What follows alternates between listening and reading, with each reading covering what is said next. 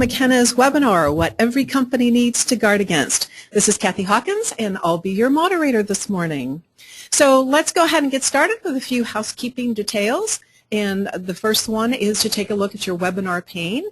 If you would like to enter a question for our presenters, please expand your webinar pane using the orange arrow and enter your questions there. It's our goal to be able to get to those questions by the end of our time together today.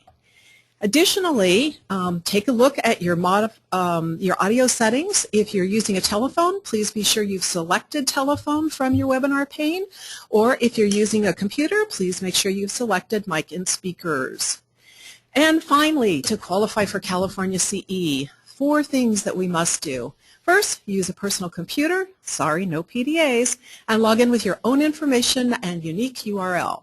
Be logged into our online software for at least 50 consecutive minutes within the scheduled time frame of the webinar, actively respond to at least 75% of the polling questions, and complete the evaluation survey at the end of the webinar.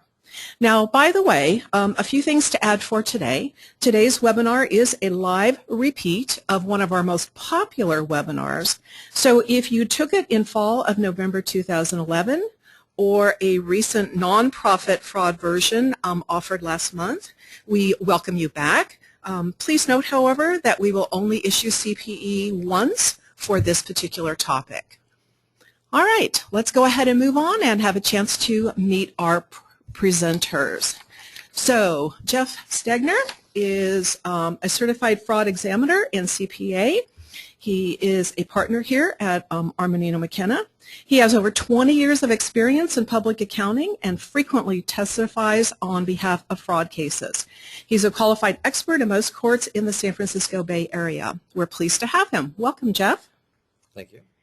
He's joined by Taylor Donahue, who's a senior manager, and Taylor works alongside of Jeff in the litigation and valuation group here at Armanino McKenna.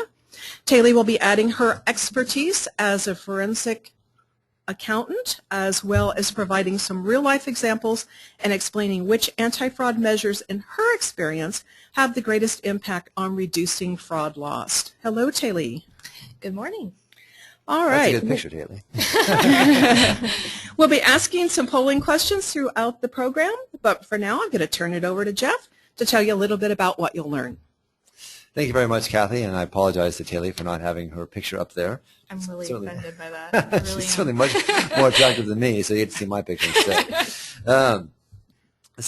Good morning. Thank you very much for joining us today, and I think hopefully you'll get some good information out of our webinar this morning. We're going to be covering the results of the most recent report to nations on fraud.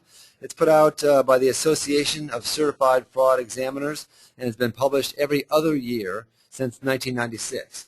The fraud statistics are captured through insurance, court, and police records and compiled into this report, as well as submissions by people like me, certified fraud examiners, throughout the world. So we're going to cover the most common types of fraud,